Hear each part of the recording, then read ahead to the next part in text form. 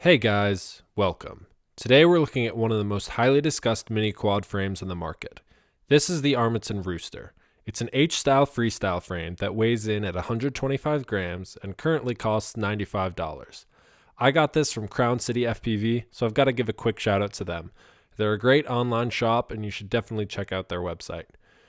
This entire frame is composed of high quality components. It has a 4mm base plate and 4mm swappable arms, stainless steel flat head bolts, and a 2mm top plate. The front plate is a titanium cage with a standoff in between the two brackets for ultimate camera protection.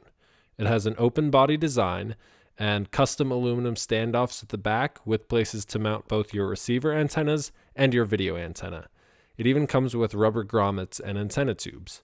Armattan advertises this new frame as having a new type of carbon, which is supposed to be 40% stronger, and it certainly does look good.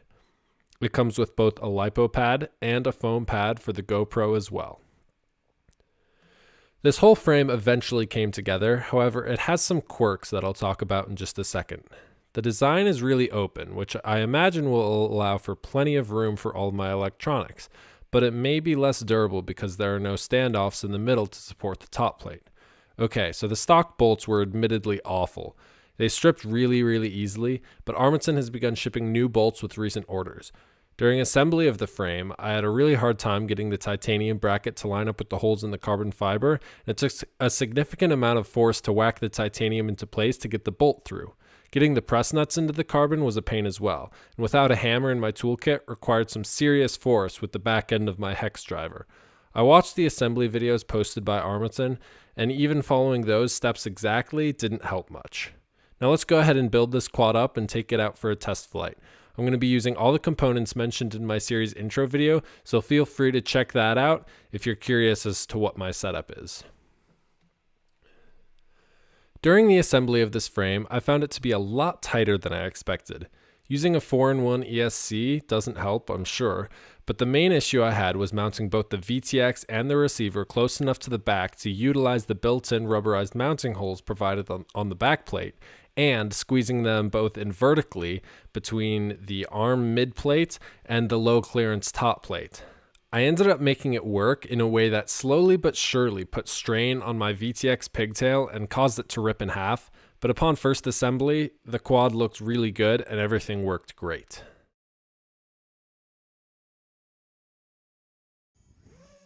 This is my maiden. I'm running stock PIDs and even stock race flight rates, which I'm not entirely used to. However, I decided to see what the frame was like if a complete beginner set this up and didn't touch any of the PIDs or rates.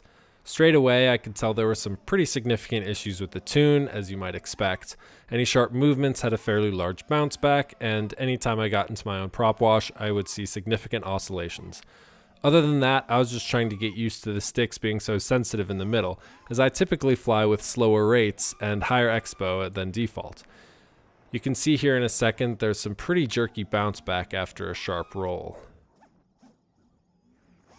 Here I am flying at a nearby bando. I've had some time to tune the quad a bit more, however, I had a difficult time getting out all the bounce back from snap flips and rolls, especially on the pitch axis.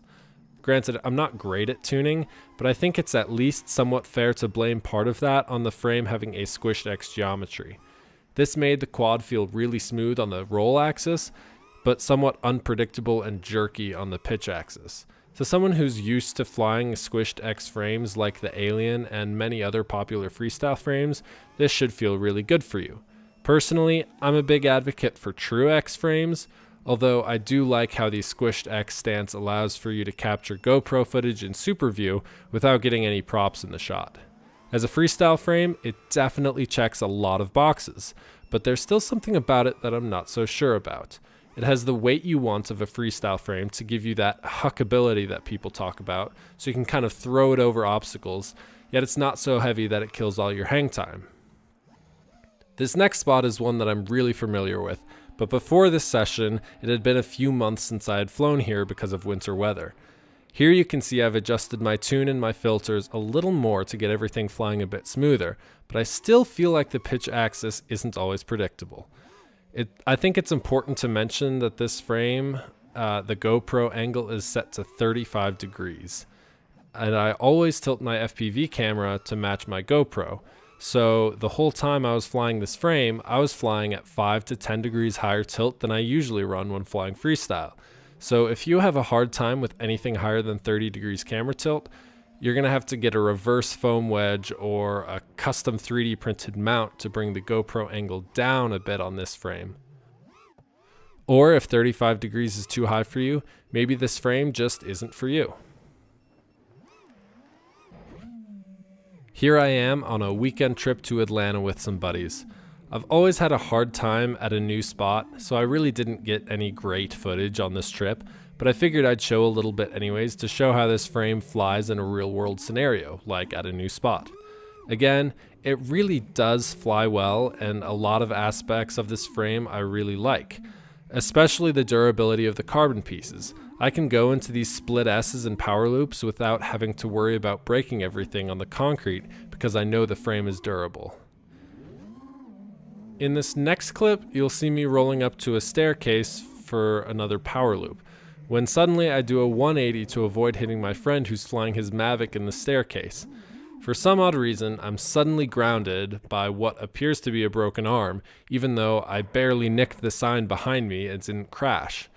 Upon closer inspection, I see that all the carbon is fine, but the arm came loose where one of the press nuts stripped and the bolt fell out mid-flight. This was using the thicker flathead hardware that Armattan sent me when I had issues with the original hardware stripping. So this brand new hardware apparently isn't good enough to hold down even when it's been cranked down as hard as I can. I don't know about you, but if I have a frame that I can't rely on staying together mid-flight, I'm not going to pick that up as my first choice when I go out to the field. I've heard some other pilots say that they used blue Loctite and everything was okay, but I think if a frame is so susceptible to vibrations causing bolts fallout that it's a poorly designed frame with arms that aren't attached well, with something wrong with it that's causing these vibrations to wreak havoc on the hardware and other components. This vibration becomes abundantly clear at the next spot we went that day, which you might recognize as Hawkins' lab from Stranger Things. Despite having bad video issues from my VTX pigtail ripping in half, and failsafe issues from the upside down, all of my footage from that spot was completely ruined by jello that only appeared in the HD footage. My feed was fine, and listening to the quad in the air sounded fine. Maybe I had a bent prop and didn't notice, or maybe the wind was picking up more than I really thought. But I really suspect that the jello had something to do with the crazy vibrations I had on this frame that caused the bolt to fall out. The last spot we went to that day, my GoPro died, so I didn't get any footage with the Rooster, but I think I've seen enough. Here you can see a little failsafe I had that day, courtesy of the Demogorgons. Alright, I've put well over 30 packs through this frame now, and I have to say that overall, I'm disappointed. I've just had issue after issue from day one. Maybe the third version of the hardware that they're now sending out would be better, but I really don't think that all of these issues would just be caused by bad hardware. I think the design flaws are in the way that the arms connect to the base plate, and that the press nuts are not factory installed, and that the geometry is too far off from True X to fly predictably for me. Anyways, this video would not have been possible without the help of TwoDogRC. They sent me the Revolt flight controller for this quad when the one I bought smoked out of the box. Their fast shipping and good selection of products got me back in the air, so thanks to Mark and Andy at TwoDogRC. They also sent me this awesome lipo strap, which currently I'm using as my main lipo strap. It's a super thick, reinforced, rubberized strap and has a metal buckle. I don't see this thing breaking anytime in the near future, so go check them out at twodogrc.com. Also check out Crown City FPV where you can get this frame and other Armattan products. Anyways, thanks so much for watching.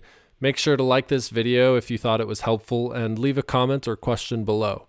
Please consider subscribing and keep an eye out for the next video in this series. That's going to do it for this one. We'll see you next time.